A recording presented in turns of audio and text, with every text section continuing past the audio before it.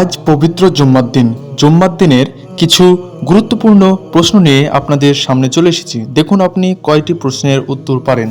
প্রশ্ন 1, সপ্তাহের শ্রেষ্ঠ দিন কোনটি? এ সোমবার, বি জুমার দিন অর্থাৎ শুক্রবার, সি শনিবার।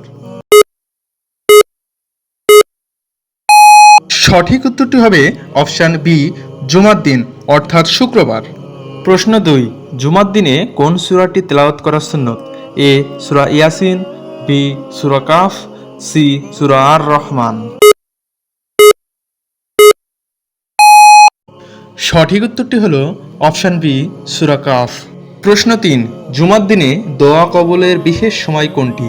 এ ফজরের নামাজের পর, বি আসর থেকে মাগরিবের মধ্যবর্তী সময়ে, সি এশার নামাজের পর। সঠিক উত্তরটি হবে অপশান বি আসর থেকে মাগরিবের মধ্যবর্তী সময়।